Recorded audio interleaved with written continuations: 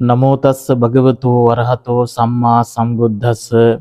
ඒ භාග්‍යවත් වූ වරහත් වූ සම්මා සම්බුදුරජාණන් වහන්සේට මාගේ নমස්කාරයම වේවා.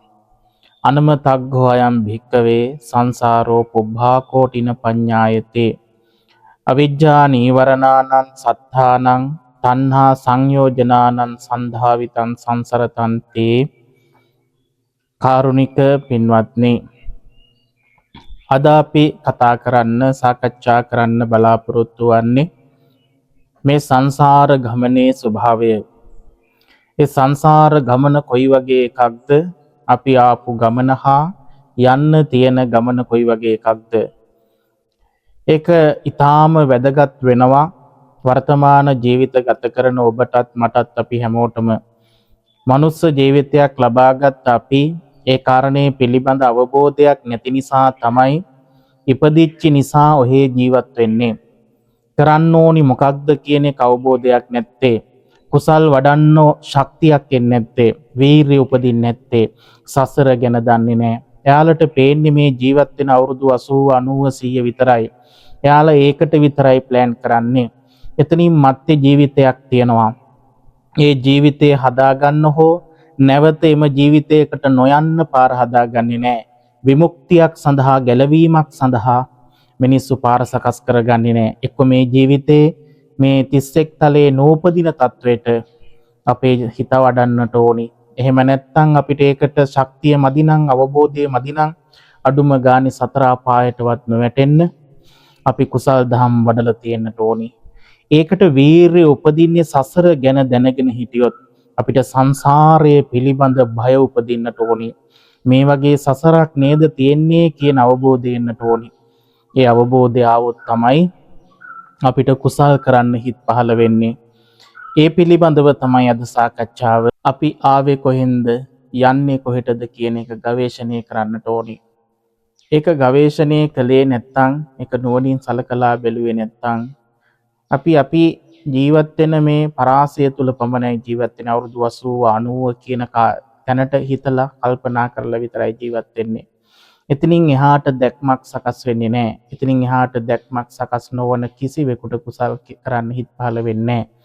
එතනින් එහාට සංසාර ගමනක් තියෙනවා නේද කියන එක දැනගත්තොත් විතරයි, අවබෝධයක් ආවොත් විතරයි එයාට කුසල් කරන්න හිත් පහළ වෙන්නේ. ඒ නිසා ඔබ ගෙදර ඉන්න ගමන් මම ආවේ කොහෙන්ද? මම කොයි වගේ පාරක්ද පසු කරගෙන ආවේ? මොන වගේ සංසාර ගමනක්ද පහු කරගෙන ආවේ? මේ බුද්ධ ශාසනය මට අහිමි වුණොත් තවත් ඒ වගේම පාරක මට යන්න තියෙනවා නේද? ඒ ආපු පාර කොයිතරම් කටුක එකක්ද? කොයිතරම් දුක් ස්වභාවයක එකක්ද කියන එක අවබෝධ කරගන්නට ඕනේ. අපේ ආපු සංසාර ගමනේ විතක දෙවියන් වෙන්නේ නැති, විතක බ්‍රහ්මයන් වෙන්නේ නැති, තවත් විතක මිනිසුන් වෙන්නේ නැති. හැබැයි සතර අපාය තමයි අපේ මහගෙදර වෙලා තිබුණේ. නිතර නිතර යන තැන වෙලා තිබුණේ සතර අපාය.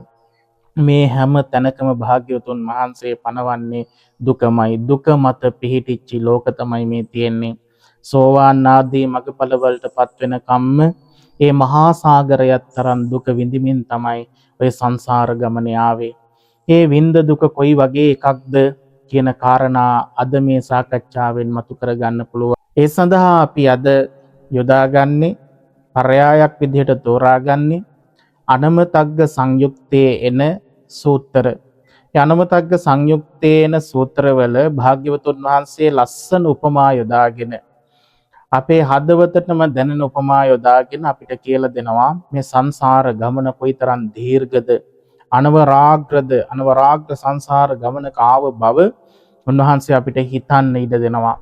ඒකේ කෙලවරක් පනවන්න බැරි බව. අනමතග්ගෝයම් භික්කවේ සංසාරෝ පුබ්බා කෝටින පඤ්ඤායතේ. මහණෙනි, මේ සංසාර ගමනේ పూర్ව කෙලවරක් පනවන්න බෑ. අනවරාග්‍ර සංසාර ගමනක මැරෙමින් ඉපදෙමින් ආවේ. මැරෙනවා ඉපදෙනවා, මැරෙනවා ඉපදෙනවා. භවයන් වලදී අපි විතක මිනිස්සුයෝ වෙනවා, විතක දෙවියෝ වෙනවා, විතක තිරිසන් ලෝක, പ്രേත ලෝක, අසුර නිකාය, නරකයේ වගේ තැන්වල ඉපදෙමින් මේ කයවල් මාරු වෙමින් මේ සංසාර ගමනේ ආවා. නම් ඉපදෙමින් මැරෙමින් ආපු සංසාර ගමනේ අපි සසර පුරාවටම විඳලා තියෙන්නේ අනවරාග්‍ර දුකක්මයි. අප්‍රමාණ දුකක් විඳමින් ආවා. ඒ දුක කොයි වගේ එකක්ද කියලාත් අවබෝධ කරගන්නට ඕනේ. එහෙම හොඳටම හදවතටම කාවැදුනොත් තමයි එයාට මේ 31 තලයෙන් ගැලවෙන්න හිතෙන්නේ. භාග්‍යවතුන් වහන්සේ පෙන්වන විමුක්ති මාර්ගයට බැසගන්න හිත් පහළ වෙන්නේ එතකොටයි. ඒ නිසා සංසාරය පිළිබඳව ඒකේ භයානක බව පිළිබඳව අවබෝධ කරගන්නට ඕනි. ඔබ හැම දෙනාම මෙතන ඉඳන් මේ කතා කරන හැම කාරණයක්ම හොඳට මනසිකාරය කරන්න, හොඳට කල්පනා කරන්න, නිතර නිතර හිතන්න. ඇයි භාග්‍යවතුන් වහන්සේ මෙහෙම එකක් අපිට කිව්වේ? ඇයි උන්වහන්සේ මෙහෙම දෙයක් අපිට පෙන්වන්නේ? ඒව ගැන හොඳට හිතන්න. අපි ගැන කරුණාවෙන්මයි අනුකම්පාවෙන්මයි සත්වයා දුකින් මුදව ගන්නමයි උන්වහන්සේ මේ වගේ සූත්‍ර දේශනාවන් සිද්ධ කරලා තියෙන්නේ. අපි ගැනම හිතලා කියපු දේශනාවන්. එනම් මේ මටමයි කියන්නේ, මේ මාව සංසාරයෙන් ගලවන්න නේද මේ දේශනා මට කරලා තියෙන්නේ කියලා භාග්‍යවතුන් වහන්සේ පිළිබඳ ගෞරවයක් තියාගෙන, ඒ ධර්ම රත්නයේ පිළිබඳ ගෞරවයක් තියාගෙන මේ දහම් හොඳට අහලා ධර්මයේ හොඳට ශ්‍රවණය කරලා මේ කාරණා වටහාගෙන ජීවිතය කුසල් කරන්න හිත් පහල කරගන්න. ඒ වගේම තමයි සංසාරයෙන් ගැලවිලා විමුක්තිය උදා කරගන්න පුළුවන් ශක්තියක් උපදවා ගන්න, ඒකට වීරිය උපදවා ගන්න, මේක උපකාරයක්ම කරගන්න කියන කාරණේ මුලින් මතක් කරනවා. අපි බලමු භාග්‍යවතුන් වහන්සේ මේ සංසාර ගමන ගැන කොහොමද කියන්නේ. උන්වහන්සේ දේශනා කරනවා මේ අනවරාග්‍ර සංසාර ගමනේ කෙලවරක් පනවන්න බැරි මේ සංසාර ගමනේ ඔබත් මමත් මැරෙමින් නිපදෙමින් අනන්ත දුක් විඳමින් ආවා.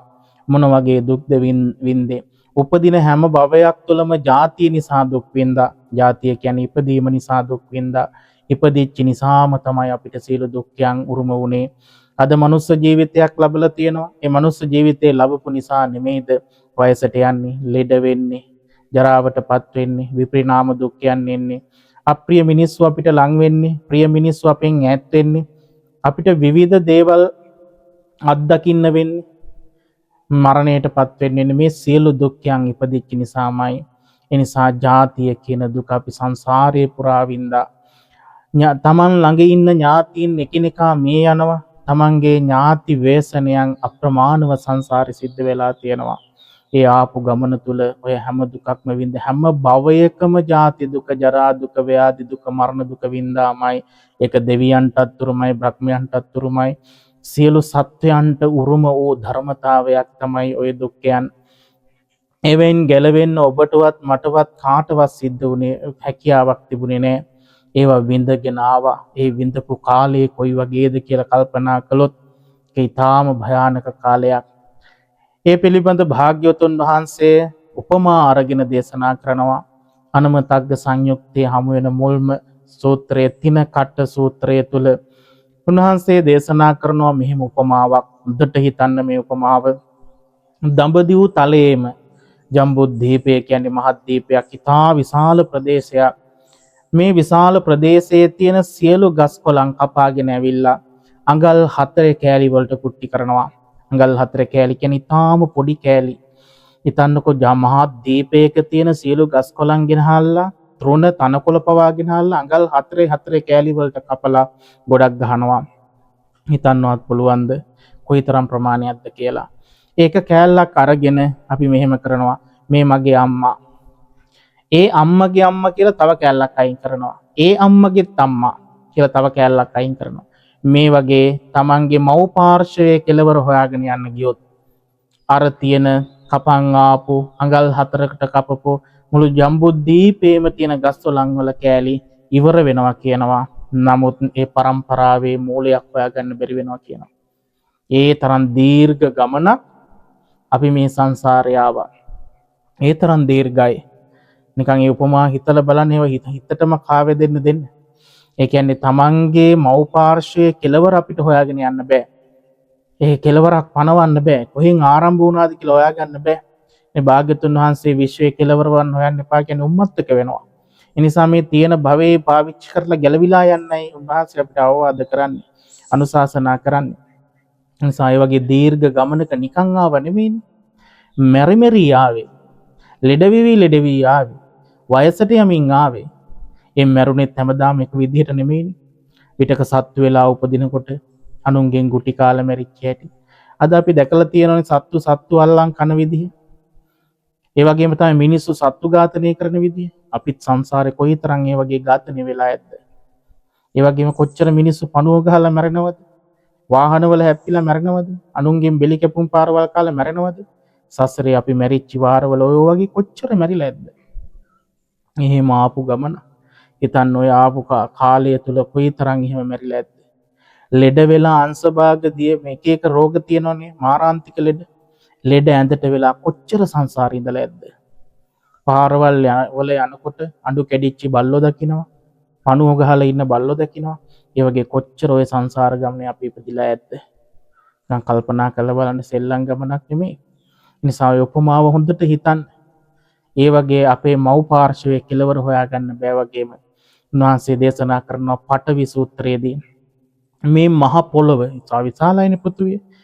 ඩෙබර ඇට ප්‍රමාණයට පස් ටික ගුලි කරනවා. ඒ කියන්නේ පුංචි පුංචි ගුලි හදනවා. ඩෙබර ඇට කියන්නේ ඉතා පුංචි ඇට වර්ගයක්. ඒ ඇට ප්‍රමාණයට මහ පොළවේ තියෙන පස් අපි බෝල කරනවා.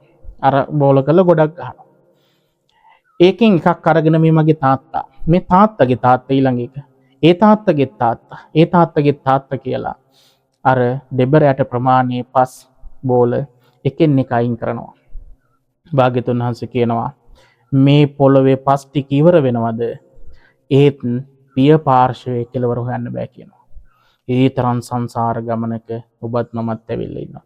ඒ හැම භවයකම අපි කොතන හරි ඉපදුනානේ. කොතන හරි ඉපදුනා. ඒ නිසා උපමා හොඳට හිතන්න. ඒ වගේ දීර්ඝ කාලයක් මැරෙමින් ඉපදෙමින් ආවා.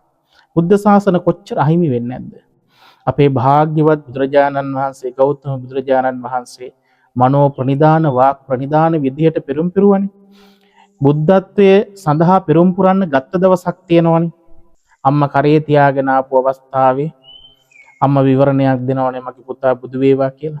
අන්න එදා ඉඳන් මේ වෙනකම්ම ගෞතම බුද්ධත්වයට පත් වෙනකම්ම හමු වුණු බුදුවරුන්ගේ සංඛ්‍යාව 512023. ඒ තරම් බුද්ධ ශාසන පහු කරගෙන ආවනේ. ඉතින් අපිත් ඔය කාලේ කොහේ හරි ඉපදුනානේ. මේ 512000 පළවෙනි බුදුහාමුදුරුවෝ. ඒ බුදුහාමුදුරන්ට සංසාරේ තව කොච්චර බුදුවරු හම්බෙලා ඇද්ද? ඒවයිත් අපි ඉපදිලා හිටියන්නේ. තැනින් තැන ඉපදී මෙරි අපි මේ සංසාරේ ආවා. අපිට පිළිසරණක් හම්බුනේ නැහැ. බුදුන් සරණ යන්න අවස්ථාව හම්බුනේ නැහැ. ඒ බුද්ධ ශාසන අපිට අහිමි වෙලා ගියා. මේ බුද්ධ ශාසනයත් අහිමි කරගත්තොත් නම් ඔය ආව වගේම සංසාර ගමනක් තව යන්න වෙනවා. ඒ නිසා මේ ලැබිච්ච අවසාන අවස්ථාව කියලා හිතන්න. විමුක්තිය උදා කරගන්න ගැලවෙන්න අපිට ලැබිච්ච අවසාන අවස්ථාව. ඒ නිසා මේකෙන් ප්‍රයෝජන ගන්න ඕනි කියලා හිත පහල කරගන්න. මේ භයානක සංසාර ගමනක් මේ තියෙන. එකකින් අපි ගැලවිලාම යන්න ඕනේ. එකකින් අපි මිදිලාම යන්න ඕනේ. නැවත මේ භවයට වැටෙනවා කියන්නේ මගපල ලබන්නේ නැතුව මේ සසරේ අපි ඉන්නවා කියන්නේ ඒක මහා භයානක තත්වයක්. කල්යාණ මිත්‍රයෝ හැමදාම අපිට හමු වෙන්නේ නැහැ. සසරේ අපිට හමු වුණා නම් ගැලවිලා ගිහිල්ලා. බුද්ධ ශාසනවල පිරිසරණ හම්බුණා නම් අපි අද මෙහෙම ඉපදිලා නැහැ. හැබැයි අපිට මේ බුද්ධ ශාසනවල පිළිසරණ ලබන්න හැකියාව හම්බුනේ නැහැනේ. කුසල් තිබ්බේ නැහැනේ. අද කුසල් කරලානේ මෙතනට ඇවිල්ලා තියෙන්නේ. ඒවා අහිමි වෙච්ච නිසා අපි අප්‍රමාණව සංසාරේ කුසල් කරලා මේ ගෞතම බුද්ධ ශාසනයේ පිළිසරණ ලබන්න ආපු අය. ඉතින් ඒකත් අහිමි කරගන්නවා. ඔය උපමා දෙක හොඳට හිතන්න. තමන්ගේ මව් පාර්ශවයේ කෙලවර හොයන්න බෑ වගේම පිය පාර්ශවයේ කෙලවර හොයන්න බෑ වගේම පස්සට යන්න දීර්ඝ කාලයක් අපිට හම්බ වෙනවා. ඒ කාලය තුල අපි ඉපදෙමින් මැරෙමින් මේ සංසාරය ආවා. ඒක හොඳට කල්පනා කරන්නට ඕනේ.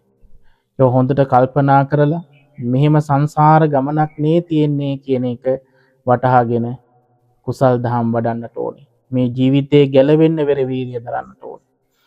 ඒ අනුමතග්ග සංයුත්තේම තවදුරටත් භාග්‍යවතුන් වහන්සේ සූත්‍ර ගණනාවක් දේශනා කරනවා මේ සංසාර ගමනේ දීර්ඝත්වය, දීර්ඝ ස්වභාවය, කොයිතරම් කාලයක් මේකේ ආවද කියන එක. උන්වහන්සේ දේශනා කරනවා මේ ආපු සංසාර ගමන තුල අපි අම්මා මැරීම නිසා අඬපු කඳුළු ටික විතරක් එකතු කළොත් මහා සාගරයට වැඩි කියන සතර මහා සාගරයට වැඩි කියනවා. එහෙනම් අම්මලා කී දෙනෙක් වෙනුවෙන් අඬන්න ඕනේ? අද මේ ජීවිතේම අඬන කඳුළු ටික එකතු කළොත් අපිට බැරල් එකක් පුරවන්න බෑනේ.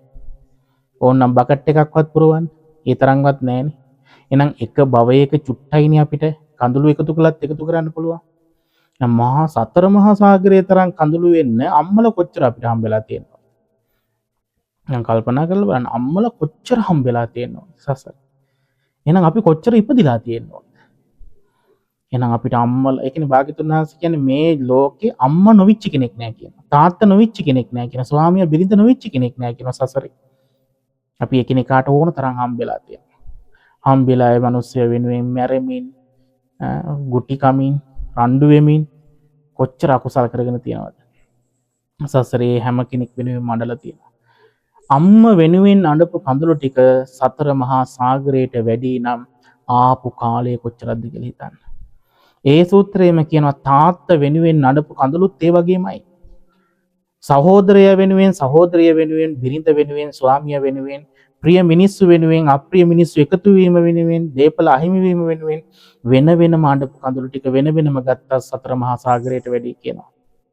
ඒ තරම් සංසාර ගමනක, ඒ තරම් දීර්ඝ සංසාර ගමනක ඔබත් මමත් ඇවිල්ලා තියෙනවා. මේ සූත්‍ර දේශනාවලම කියනවා අපි බීපු කිරි ප්‍රමාණය අම්මා කෙනෙක්ගෙන් අපි ඕන පොඩි කාලේ කිරි බොන ප්‍රමාණය නිකන් හිතන්න.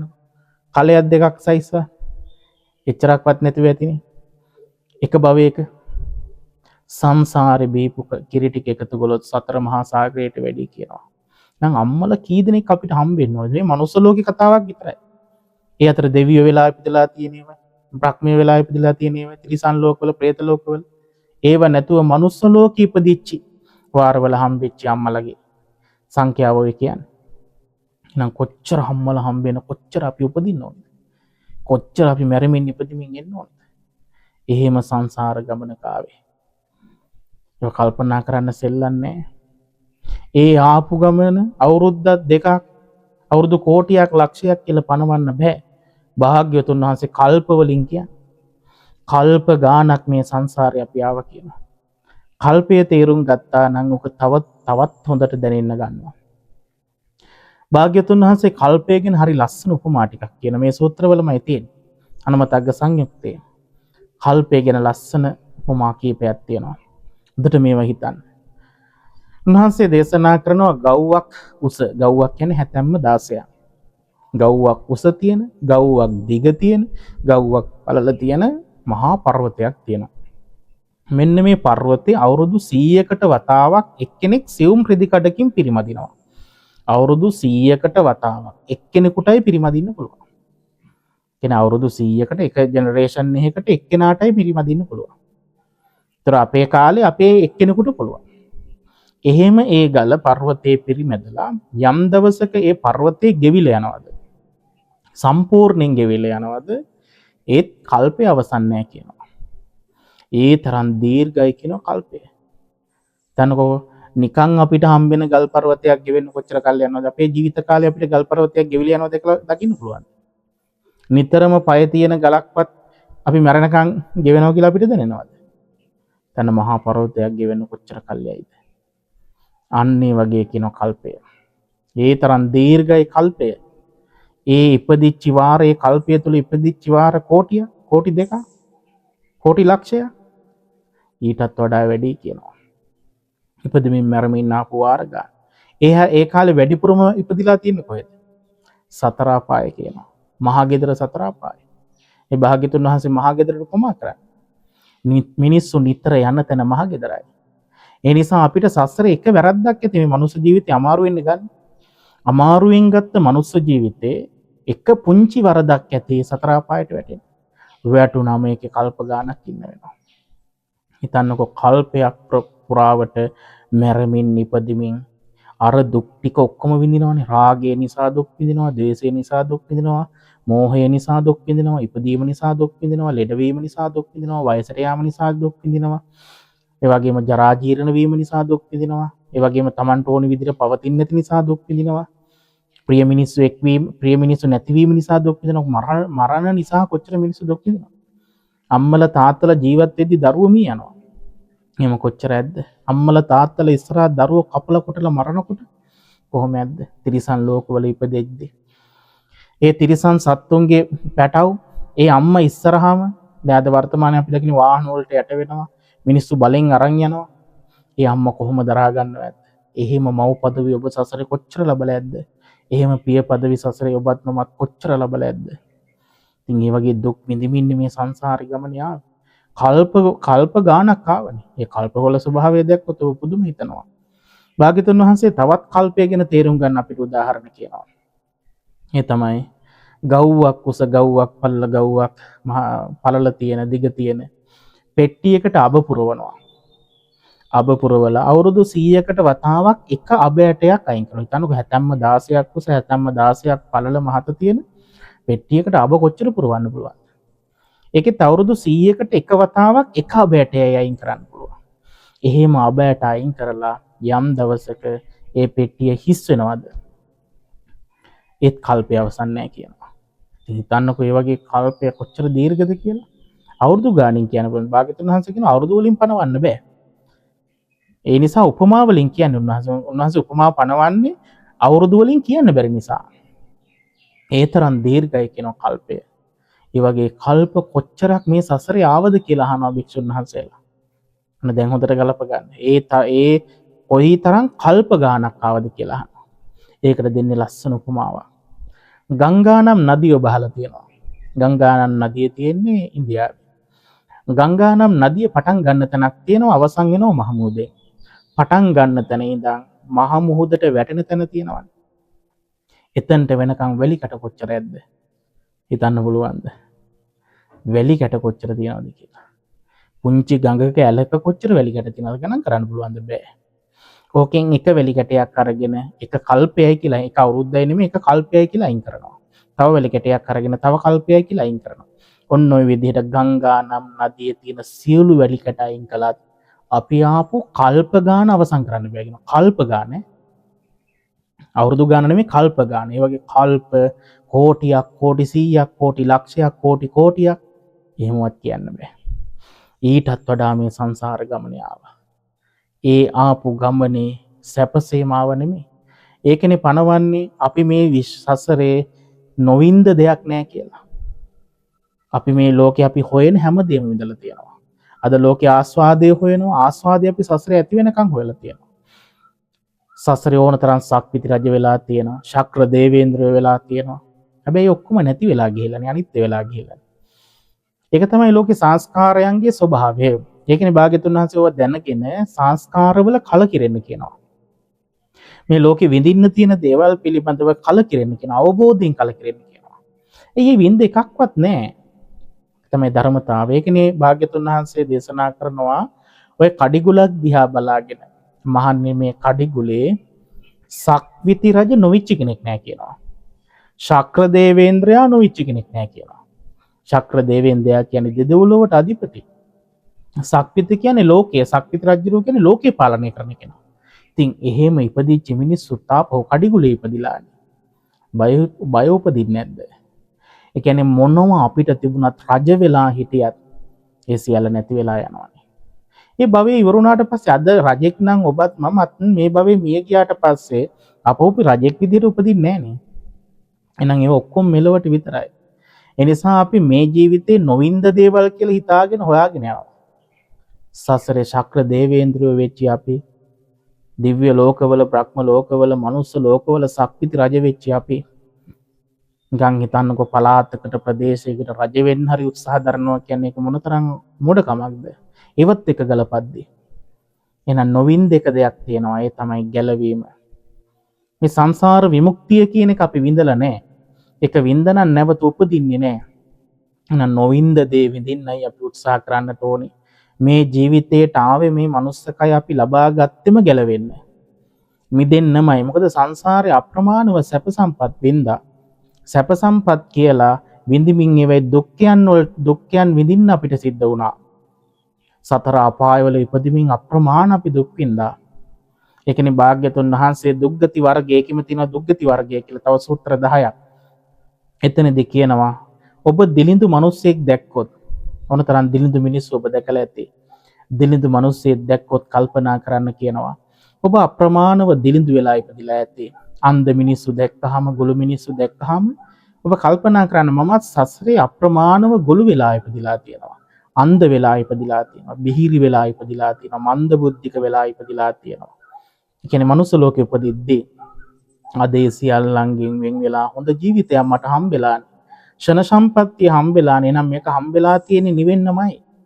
සංසාරයෙන් ගැලවෙන්න chance එකක් මට මේ හම්බෙලා තියෙන්නේ. මේ ෂණ සම්පත්තිය හැමදාම මට සසරේ හම්බ වෙන්නේ නැහැ. එහෙම හිතෙන්න එපාය. එහෙනම් සසරේ මනුස්ස ලෝකේ යම් මිනිස්සෙක් දුකක් විඳිනවද ඒක අපි සසරේ විඳලා තියෙනවා. මේ බුද්ධ ශාසනය අහිමි වුණොත් ආපහු විඳින්න නියමිතයි. අයි හේතු නැහැ කියලාද හිතන්නේ? කල්යාණ මිත්‍රම ඊළඟ ජීවිතේ ඔබ සුගතියකට යයි මේ ජීවිතේ කුසල් කරන නිසා. හැබැයි ඊළඟ ජීවිතේ ඔබට හම්බුනේ නැත්තම් කල්යාණ මිත්‍රය මොකක් වේද? මතක් කරගන්න කඩිගුලේ උපමාව. ශක්‍ර දේවේන්ද්‍රයෝ තාපව කඩිගුලට වැටුණා. සක්විති රජුරෝ සක්විති රජ කෙනෙක් කියන්නේ පාරමී පුරලා යතන්ට යන්නේ. ඒ සක්විති රජුරුවත් කඩිගුලට වැටුණා. ඉතින් ඔබත් මමත් ගැන කවර කතාවක්ද? කොතන්ට වැටෙන්න බැරිද? කල්යාණ මිත්‍රයෝ හැමදාම හම් වෙයි. බුද්ධ ශාසන හැමදාම අපිට මුණ ගැහෙයි. ඒ හින්දා මේවා ගැන හොඳ අවබෝධයක් තියෙන්න ඕනේ. මේවා ගැන හදවතටම දැනෙන්න හිතන්නට ඕනේ. අපි නැත්තම් සසරේ අප්‍රමාණ අනාතයි. ගැලවෙන්න හම්බ වෙන්නේ. මේ හොඳට කල්පනා කරලා, හොඳට හිතලා, හොඳට ඒවා ගවේෂණය කරලා මේ සසර පිළිබඳ අප්‍රමාණ බියක් උපදව ගන්න. ගැලවෙන්න ඕනි කියන හිතම දෙන්න. මේ මනුස්ස ලෝකේ ඉපදිච්ච ටික විතරයි අපි කතා කළේ. මනුස්ස ලෝකයේ තියෙන සියලු දුක් අපි සංසාරේ අප්‍රමාණව වින්දා. කොච්චර ඒවා විඳලා තියෙනවද? ඒවත් එක්ක බලද්දි සතර අපායේ මහගෙදර දුක් කොච්චරද? මනුස්ස ලෝකේ උපරිම දුක ගත්තොත් අපි හිතමුකෝ පණ පිටින් පුච්චනවා. පණ පිටින් කපනවා කොටනවා. මේ දුක් සසරේ ඕන තරම් ඉඳලා තියෙනවා. වර්තමානයේ අනතුරු වලින් මිනිස්සු මේ යනකොට අපි අනේ පව් කියලා හිතලා තියෙනවානේ. හැබැයි ඔබට සංවේගී ඉපදුනේ නැත්තේ මමත් එහෙම මැරිලා තියෙනවා. පස් කඳු වලට යට වෙලා මිනිස්සු මැරෙනකොට හිතෙන්න ඕනි සසරේ මං එහෙම යට වුණා. මේ ජීවිතයෙන් ගොඩ ගියේ නැත්නම් ආපහු යට වෙනවා. දැන් මේ කාලේ යුද්ධ යනවා. යුද්ධ යනකොට මිනිස්සු ගහ ගන්නවා. පුංචි දරුවෝ මැරෙනවා. කවදාවත් සම්බන්ධයක් නැති මිනිස්සු මැරෙනවානේ. ඒ රටේ මිනිස්සු මේ රටේ මිනිස්සු දන්නේ මේ රටේ මිනිස්සු ඒ රටේ මිනිස්සු දන්නේ. හැබැයි පාලකයන්ගේ කැමැත්තට එහෙට මෙහෙට ගහ ගන්නකොට අර අහිංසක මිනිස්සු දෙපැත්තෙම මැරෙනවා. බලන්නකො ජීවිතවල ස්වභාවය. ඉතින් ඒ වගේ සසරේ අපි කොච්චර යුද්ධවලට මැදි වෙලා ඇද්ද? අපි එහෙම කොච්චර මැරිලා ඇද්ද? ඒත් අපිට හිතෙනව නේද බොහෝ කාලයක් අමරණීයයි කියලා. අපිට කුසල් කරන්න ඒත් හිත පහළ වෙන්නේ නැහනේ. ආපහු සසරේ ගියොත් ඔය වගේ ඒවට මුහුණ දෙන්න වෙනවා. ආපහු අපි ඉපදුනොත් මොකද වෙන්නේ? ආපහු ඉපදුනොත් ආපහු මොන්ඩිසෝරි යන්න වෙනවා, ඉස්කෝලේ යන්න වෙනවා, උපාධි ගන්න වෙනවා, බඳින්න වෙනවා, දරුවෝ හදන්න වෙනවා. තවත් වෙන පිරිසකට යුතුයකම් කරන්න වෙනව නෙමෙයිද? මේ ජීවිතේ අම්මලා තාත්තලා ඉවරයි එතකොට. ආපහු ඊළඟ ජීවිතේ ආයි අම්මලා තාත්තා තව පිරිසකට අම්මා තාත්තා කියන්න ඕනි, තව පිරිසකට ස්වාමියා බිරිඳ කියන්න ඕනි. ඒ වෙනුවෙන් හම්බු කරන්න ඕනි. නිකන් සසර විකාරයක් වගේ තේරෙන්නේ නැහැ. ඒතර අපි අනුන් වෙනුවෙන් දේවල් කර කර යනවා. ආපහු මොකද වෙන්නේ? භවයේ ආපහු ඉපදුනම ලෙඩ වෙනවා, වයසට යනවා, ආපහු මිනිසෙක් වුණා. දිරනවා. ඉතින් ඔය ඔක්කොම දුක් විඳින්න බෑ. හිතන විදියට තියෙන්නේ නුරුස්සන ගතියන අද කොච්චර ඔබ මනුස්ස ලෝකයේ දුක් විඳිනවද? සතර අපායේ ඉපදුනොත් භාග්‍යතුන් වහන්සේ හරි ලස්සන උපමාවක් ඔකට කියනවා. ඒ තමයි මනුස්ස ලෝකයේයි සතර අපායේ දුක් දෙක සංසන්දනය කළොත් මනුස්ස ලෝකයේ දුක පුංචි ගල් කැටයක් වගේ කියනවා. සතර අපායේ දුක මහා මේරු පර්වතයක් වගේ කියලා. මනුස්ස ලෝකයේ දුක මෙච්චර අපිට විඳින්න පුළුවන්ද? බෑනේ. ඒකනේ මිනිස්සුන්ට මැරෙන්න හිතෙන්නේ. පලා යන්න හිතෙන්නේ. මොන කර්මයක්ද කියලා හිතෙන්නේ. මොකටද ඉපදුනේ කියලා හිතෙන්නේ. එහෙනම් මනුස්ස ලෝකයේ දුකත් අමාරුයිනේ දරන්න. ඔබ කොහොමද සතර අපායක දුකක් දරන්නේ? සතර අපායක තප්පරයක ආස්වාදයක් නෑ. තප්පරයක ආස්වාදයක් නෑ. ඉතින් එහෙම ලෝකයකට වැටුණොත් වැටෙන්න බැරිද? ඔබ කොහොමද කියන්නේ වැටෙන්නේ නැහැ කියලා? ඔබ හිත දිහා බලන්න. මොනවද තියෙන්නේ? ඉරිසියාව, කුහකකම්, ක්‍රෝධය, වෛරය, පරිගැනීම, ගුණමක බව මේවා තියෙනවනේ සතර අපායේ. තිරිසන් ගති, പ്രേත ගති, අසුර ගති, නරක ගති මේවා ඇතුලේ තියෙනවා නම් එයා සතර අපායට උරුම වෙච්ච කෙනෙක්. නිදහස් වෙන්න මොනවද කරලා තියෙන්නේ? ඔබ මෛත්‍රී කරලා තියනවද ලෝකෙට? කරුණාව උපද්දවලා තියනවද? අනුන්ට පිහිට වෙලා තියනවද? මේ හිත දිහා බලන්න ඔබ උත්සාහ කරලා තියනවද? ගැලවෙන්න මොනවා හරි මාර්ගයක් හොයන්න උත්සාහ කරලා තියනවද?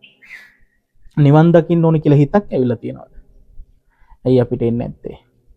ඒ සසරේ ස්වභාවය තේරෙන්නේ මේක මග ඇරුණොත් මතක තියාගන්න මේ බුද්ධ ශාසනය මග ඇරුණොත් අපිට ඔය ආව වගේ කල්ප ගාන ගංගානම් නදියේ වැලි කැට ගානකට ආපහු සසර යන්න වෙනවා. නිකන්ද යන්න වෙන්නේ. මහා ගෙදර යමි. සතර අපායට යනවා ආපහු මනුස්ස ලෝකෙට හරි දිව්‍ය ලෝකෙට හරි යන මනුස්ස ලෝකෙට ඇවිල්ලා පිනක් කරලා දිව්‍ය ලෝකෙට යනවා ආපහු පිනිවරුනාම සතර අපායට යනවා. මේම කැරක් කැරක් යනවා. උපදින හැම භවයක් තුළම දුක් නිවිඳින්න වෙන්නේ. මැරෙන්න වෙනවනේ. ඒකනේ ප්‍රශ්නේ. කොච්චර අපිට මැරෙන්න වෙනවද? ගැලවෙන්න හිතෙන්න එපා. දැන් හිතන්නකො අපිට කිව්වොත් කවුරු හරි හෙට මේ රටට ගහනවා. හෙට මේ රටට මොකක් හරි මිසයිල් පාරයක් හරි මොනවා හරි ගහනවා කිව්වොත් එදාට කියනවද මට විභාග තියෙනවා. මට බිරිඳගේ වැඩ තියෙනවා, ස්වාමියාගේ වැඩ තියෙනවා, දරුවන්ගේ වැඩ තියෙනවා, රස්සාව තියෙනවා. ඒ නිසා ඒ ටික ඉවර කළා තමයි මම මේ රටින් යන්නේ. මොකද දැන් මේ රට විනාශ කරන්න කවුරු හරි එනවා. ඒ නිසා මේකෙන් බේරිලා වෙන රටකට යන් කියලා කියනවා. ඔබ කියනවා නෑ මගේ දරුවට යන්න විදියක් නෑ, විභාග තියෙනවා, පන්ති තියෙනවා, අරව තියෙනවා කියලා.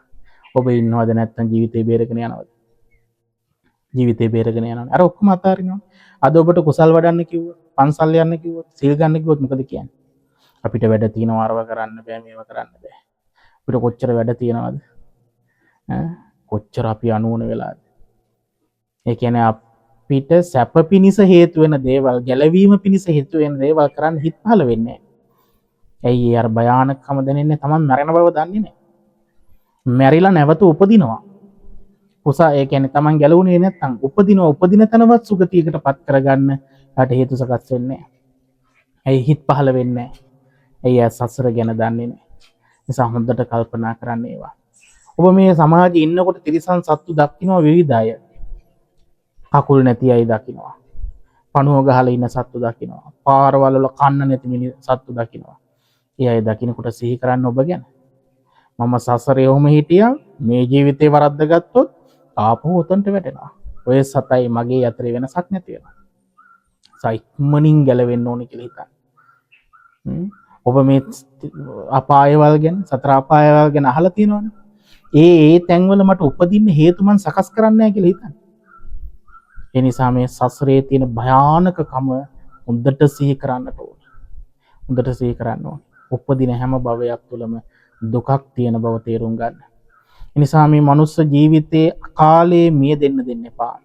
ප්‍රයෝජනයක් නැතුව, අර්ථයක් නැතුව විනාශ වෙන්න දෙන්න එපා. සසර ගැන අවබෝධ කරගෙන, සසර ගැන හොඳ වැටහීමක් තියාගෙන, තමන්ගේ හදවතට දැනෙන්න දෙන්න කුසල් කරන්න ඕනේ කියන එක. මං කුසල් කරන්න ඕනේ. මම ගැලවෙන්න මොනවා හරි කරන්න ඕනේ. මගපලයක් හරි ලබන්න ඕනේ. නැත්තම් අසරණයි. මගපලයක් හරි ලබන්න ඕනේ කියන චිත්තය ඇතුළට දෙන්න ඕනේ. නැත්තම් අප්‍රමාණ අනාතයි. නැවත ගංගානම් නදියේ වැලි කැට ගානට කල්ප අපිට සසර යන්න ඕන. කවුද බේරගන්න එන්නේ? මේ ජීවිතේ ඔබට හිතනවා කාලා බීලා ජොලී ඉන්න ඕනේ කියලා. හැබැයි සතර අපායට වැටුනම ඒ කාලා බීලා හිටපු මිනිස්සු ඔබව ගලවන්නේ නැහැ. ඔබට පිට පිනිස එන්නේ නැහැ. ඒ මිනිස්සු ආපහු සුපුරුදු පරිදි ජීවිතය යනවා. ඔබ කියයි දරුවෝ නිසා මට ඕක කරන්න බෑ. දරුවෝ ඔබ බේරගන්නේ නැහැ. මේක හරි භයානකයි. නිකන් හිතන්නකෝ මෙහෙම. ඔබ මේ දරුවෝ වෙනුවෙන් නැහිගෙන ඉන්නවා. පන්සල් යන්නෙත් නැහැ, පින් කරන්නෙත් නැහැ, කුසල කරන්නෙත් නැහැ, නැහිගෙනම ඉන්නවා. එහෙම අම්මලා තාත්තලා ඉන්නවනේ. අයි දරුවන්ට පණ ඇරලා, මොනුමුරු මිනිබිරියන්ට පණ ඇරලා. ආයි සීලිය රැකීමක්, මේ හිත විදර්ශනා කිරීමක්, ඇතුලේ කතාව විසඳන්න උත්සාහ කිරීමක්, ඒවා මොකක්වත් කරන්නේ නැහැ. දරුවන්ට ඇලිලම ජීවත් වෙනවා. ඒ විදිහට ජීවත් වෙන අම්මා දැන් දරුවන්ට ආසාවෙන් ඉන්නේ. මැරිලා പ്രേත ලෝකෙ උපදිනවා. പ്രേත ලෝකෙ උපදිනවා. දැන් දරුවන්ට නැහිගෙන වැඩ කරපු අය, මොනුබුරු මිනිබිරියන්ට නැහිගෙන වැඩ කරපු අම්මලා තාත්තලා. പ്രേත ලෝකෙ ඉපදිලා ඒ දරුවෝ අසලම ගැවසෙනවා. ඒ තමයි ස්වභාවය. දරුවෝ අසලම ගැවසෙනකොට දරුවන්ට තේරෙනවා අමනුස්ස බලපෑමක් තියෙනවා. ඊට පස්සේ කාගාවට හරි ගිහිල්ලා අද වර්තමානයේ දකින්න පුළුවන් අය දන්න අය ඉන්නවනේ. අපි හිතමු අතුරුකම් කරන හරි, ජ්‍යොතිෂය හරි, කවුරු හරි ගාවට ගිහිල්ලා අහනවා මෙහෙම අපේ ගෙදරට බලපෑමක් තියෙනවා මොකද්ද කියලා. එතකොට කියනවා ඔබේ අම්මා പ്രേත ලෝකෙ ඉපදිලා പ്രേතියක් වෙලා ඇවිල්ලා. දැන් දරුවෝ මොකද කරන්නේ? දැන් ආදරෙන් සලකපු දරුවෝ ඉන්නේ. උන්ට ගලප ගන්න එක ඔබට. ඒ දරුවා අනේ මගේ අම්මා ඇවිල්ලානේ. එහෙනම් කාමරයක් සුද්ධ කරලා අම්මට කාමරය හදලා දෙන්න ඕනේ. එහෙනම් සුව පහසුවට කාමරය හදලා දෙනවද? එහෙම නැත්නම් ලංකාවේ ඉන්න දක්ෂතම කට්ටඩියෙක් හරි ගෙනහල්ලා තොইলයක් නටලා අර අම්මා අල්ලලා බෝතලයකට දාලා මහ මොහොතට ගිහින් දානවා.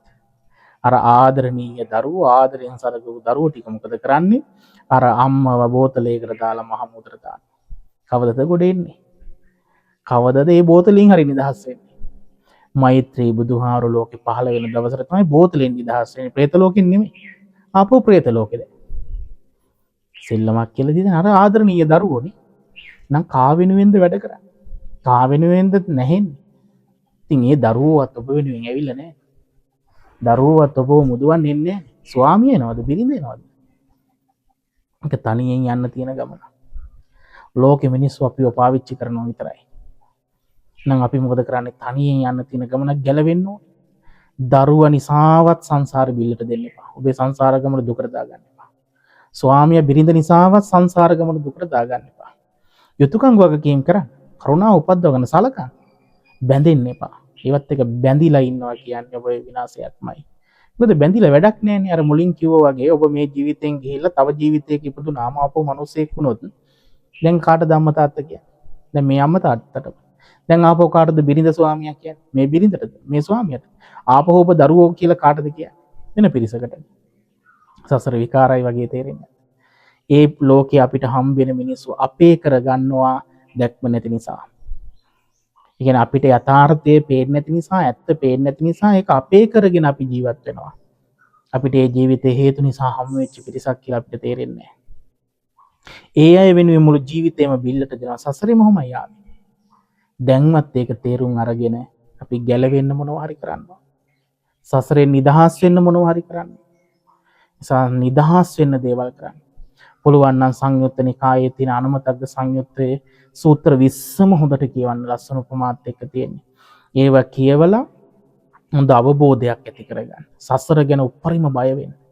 බය උපදව ගන්න. මොකටද මේ බය උපදවන්නේ? කුසල් කරගන්න. ඊට පස්සේ ආ කුසල් කරන්නම හිත පහළ වෙන්නේ. හිත දූෂිත වෙන දේ නෑ. එතනින් එහාට වෛර කරන්න යන්නේ නෑ. මම දන්නවා වෛර කරොත් මොකද්ද වෙන්නේ කියලා. එතනින් එහාට පලිගන්න යන්නේ නෑ. පලිගන්න ගියොත් මොකද වෙන්නේ දන්නවා. එයාට කරදර කරද්දි කරදර කරන්නේ. එයාට බනිද්දියා බනින්න යන්නේ. එයාට නිඳා කරද්දියා නිඳා කරන්න යන්නේ. ඒක සසර ගනුදෙනුවක් කියලා දන්නවා. මොකද එයා ඒකට පැටලුණොත් එයාට වෙන්නේ මොකද්ද කියලා එයාට අවබෝධ වෙනවා. ඉතින් කොච්චර ශ්‍රේෂ්ඨද සසර බය දකින්න එක. නිසා සංසාර භය උපදව ගන්න. සසර මොන වගේ එකක්ද කියලා හිතන්න. ඒ වගේම සංසාර ගමනේ මැරෙමින් ඉපදෙමින් ආපු ගමන කොයි තරම් අමාරු එකක්ද, දුෂ්කර එකක්ද, කටුක එකක්ද. ඒකේ දුක පමණක්මයි තිබිලා තියෙන්නේ කියන එක වටහා ගන්න උත්සාහවන්ත වෙන්න. ආපහු මේ ජීවිතය අහිමි වෙලා සසරට වැටුනම ආපහු ඒ ජීවිතේ තමයි යන්න වෙන්නේ. ක්ෂණ සම්පත්තිය අද හම්බෙලා තියෙනවා. හැබැයි ඊළඟට ඒව හම්බෙයිද කියලාවත් දන්නේ නැහැ. කොච්චර අවාසනාවන්තද. හිතින් අහලා බලන්න මං අද කොතනද ඉන්නේ? මට සසර බය දැනිලා මං කුසල් කළාද? මට පංචශීලයේ දෙවිහිමියෙන් රකින්න පුළුවන්ද බැරිද? බෑ කියන්නේ එයා සතර අපායේ. මොකද පංචශීලයේ රකින්න බෑ කියන්නේ එයාගේ අගුණනේ වැඩෙන්නේ. එයා ඒක බින්දගෙන නම් අකුසල් කරන කෙනෙක් නේ. සතර අපායේ මහගෙදර ඉපදුන ඔක්කාපව ගොඩ එන්න පුළුවන්. මහගෙදර යන මිනිස්සුන්ට එන්න හිතෙන්නේ නැහැ. ඒවයි දුක් විඳ විඳ ඉන්න හිතෙන්නේ. ඒ තරම් භයානකයි. නිසා මම ඔබට යෝජනා කරනවා මේ අනවරාග්‍ර සංසාර ගමනේ දුක අවබෝධ කරලා ඒකේ තියෙන භයානකකම අවබෝධ කරලා ඒ අනවරාග්‍ර සංසාර ගමනක් අනාගතයේ හදන්න නැති වෙන්න මේ ගෞතම බුද්ධ ශාසනය පිළිසරණ ලබන්න. ධර්මයේ විවෘතව තියෙන කාලේ ඒ ගැලවෙන මාර්ගයේ මගඵල ලබන මාර්ගයේ උතුම ප්‍රකාශ කරන කාලයක් මේක. එතකොට ඒ උතුමන්ගෙන් මේ දේශනා අහගෙන ඔබේ ගැලවෙන මාර්ගය හදාගන්න. මහා සාගරයක් තරම් දුකින් නිදහස් වෙන්න බලන්න. එනේ භාග්‍යවතුන් වහන්සේ දේශනා කරනවා උත්සාහවන්ත වෙන්න මගඵල ලබන්න මහා දුකකින් නිදහස් වෙන්න පුළුවන්. උන්වහන්සේ ඒවා කියන්නේ කොහොමද? පතව්‍යායක රජ්‍යේන සග්ගස්ස ගමනේනවා. සබ්බ ලෝකාදිපච්චේන සෝතාපට්ටි පලං වරන්. යම් කෙනෙක් සෝවාන් වෙනවා නම් ඒක සක්විති රජ වෙනවට වඩා වැඩි. ශක්‍ර දේවේන්ද්‍රයා වෙනවට වඩා, දිව්‍ය ලෝකෙ උපදිනවට වඩා, සියලු ලෝකයන් වල නායකයා වෙනවට වඩා ඒක ශ්‍රේෂ්ඨයි. එයි එච්චර ශ්‍රේෂ්ඨ කලේ මහා සාගරයේ තරම් දුකක් නිමා වෙලා තියෙන නිසා. එයා නැවත අර අනවරාග්‍ර සංසාර ගමනක් කෙලවරක් පනවන්න බැරි සංසාර ගමනක් අනාගතේ හදන්න නැති නිසා. එයා භව ගානකින් තමන්ගේ ජීවිතය අවසන් කරගන්න නිසා, සංසාර ගමන කෙලවර කරන නිසා. ඒ නිසා සෝවාන් වීම ඒ තරම් ශ්‍රේෂ්ඨයි කියලා භාග්‍යතුන් වහන්සේ පෙන්වනවා. එහෙනම් අපි උත්සාහවන්ත වෙන්න ඕනේ මේ ජීවිතය තුළ ධර්මය අවබෝධ කරගන්න, භාග්‍යවතුන් වහන්සේ දේශනා කරපු මාර්ගයේ පිළිපැදලා නිවෙන්න. ඒකට මේ කය භාවිතා කරන්න. මොකද මේ වගේ කයක් නැවත අපිට හම්බ වෙයිද දන්නේ නැහැ. ඇස් පේන, කන් ඇහෙන, අංග ඒ වගේම ශරීරය හොඳට පවතින, නිරෝගීකම පවතින ශරීරයක් නැවත හම්බෙයිද කියන්න බෑ. ඒකට කුසල් අපි කලේ නැත්නම් හම්බෙන්නේ නැහැ. කුසල් කරලා ලබාගත් එකකින් ප්‍රයෝජන ගන්න. ඊළඟ භවයට ගිහිල්ලා කරන්න බලන් ඉන්න එපා. මේ භවයේ හම්බෙලා තියෙනවනේ, ඒක ප්‍රත්‍යක්ෂයිනේ. එහෙනම් ඒ ප්‍රත්‍යක්ෂ ඒ කයෙන්, මස්ලේ කයෙන් ප්‍රයෝජන ගන්න ඔබ දක්ෂ වෙන්න ඕනේ. මේක වියකෙනකන් ඉන්න එපා. දි รา පත් වෙනකන් ඉන්න එපා. කරන්න බෑ. හිතනවා වයසට ගියාම තමයි කරන්න ඕනේ. වයසට ගිහිල්ලා කරන්න පුළුවන්. අම්මලා තාත්තලාගෙන් අහන්න වයසට ගියාම භාවනා කරන්න පුළුවන්ද? හිතන්න පුළුවන්ද? කල්පනා කරන්න පුළුවන්ද? සිහියවත් නැහැ. එහෙනම් හොඳට හයිය තියෙන කාලේ කරන්න. කළු කෙස් තියෙන කාලේ කරන්න. ඇවිදින්න පුළුවන් කාර්ය කරන්න. හිතන්න පුළුවන් කාර්ය කරන්න. ජවය තියෙන කාලේ කරන්න. මොකද ඒ කාලේ තමයි මේකේ ප්‍රයෝජනය ගන්න පුළුවන් වෙන්නේ. තරුණ මිනිස්සු හිතන්න මම වයසට යාමින් කෙලවර වෙනවා. යොබ්බනා ජරා අන්තා, මහණෙනි මේ තරුණකම ජරාවෙන් කෙලවර කොට ඇත්තේ ඊට පෙර ප්‍රයෝජන ගන්න. වයසට යන අම්මලා දිහා බලන්න, තාත්තලා දිහා බලන්න. ඒ මිනිස්සු වයසට ගියාම කොයිතරම් අනාථද කියලා බලන්න.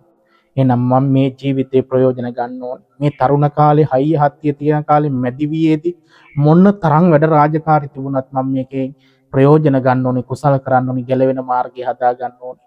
මොකද වයසට යනකම් හිටියොත් අපි පරාදයි. මේ ජීවිතයත් අහිමි වෙනවා. අනාථයි ඊට පස්සේ. සසර ඊට පස්සේ දුකකට නම් වැටෙන්නේ. සතර අපාය නම් උපදින්න ආයි කල්යාණ මිත්‍රෙක්වත් නැහැ. අපි එහෙම්ම සංකල්ප ගානක් යනවා. මෛත්‍රී බුද්ධ ශාසනයවත් අපිට හම්බ වෙන්නේ නැහැ. මේ කල්පයෙන් පස්සේ, මේ බුද්ධ ශාසනයෙන් පස්සේ අප බුද්ධ ශාසන කවද තියෙනවද කියලා අපි දන්නේවත් නැහැ.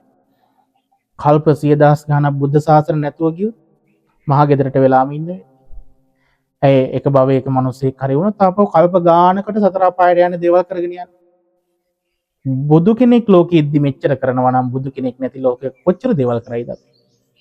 බුදු කෙනෙක් හිටපු ලෝකෙක මෙච්චර අකුසල් කරනවා නම්, බුදු කෙනෙක් නැති ලෝකෙක, ඒක නරකයි කියලා මතු කරන්න කෙනෙක් නැති ලෝකෙක, ඒක හොඳ නෑ කියලා දෙන්න කෙනෙක් නැති ලෝකෙක මොනවනම් නොකරාවිද?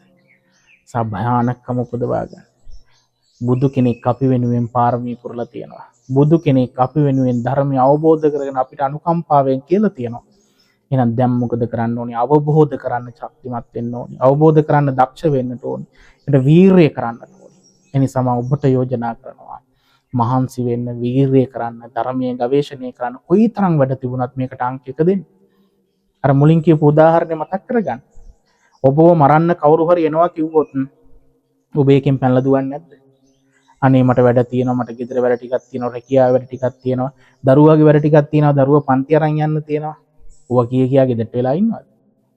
නෑනේ, දමල ගහලා පැනලා යනවා. ඉතින් දැන් අපි මරණයට යන්නේ. ඊළඟට සතර අපායට වැටෙන්න යන්නේ. එන්න මරණයට ලං වෙන්නේ. ඉතින් මැරෙන්න සූදානම් වෙන්නේ. එහෙනම් මැරෙන්න ඉස්සලා ටිකක් කරගන්න තියෙනවානේ. ඒ ටික කරගන්න එපායි. ආයුෂයේ තියෙන කාලේ කරගන්න. ආයුෂය නැති වුණාට පස්සේ දුක් වෙලා වැඩක් නැහැ. പ്രേත ලෝකෙට ගිහලා දුක් වෙලා වැඩක් නැහැ. ඒ නිසා ලැබිච්ච කාලය තුල ප්‍රයෝජන ගන්න කියන කාරණේ මතක් කරගන්න. අවසාන වශයෙන් මතක් කරන්නේ සසර බිය දකින්න, සංසාරයේ ස්වභාවය අවබෝධ කරගන්න, ගැලවෙන්න හොඳට වීරිය කරන්න, මඟ ගවේෂණය කරන්න, භාග්‍යවතුන් වහන්සේගේ දහම හොඳට සිහියෙන් අහන්න.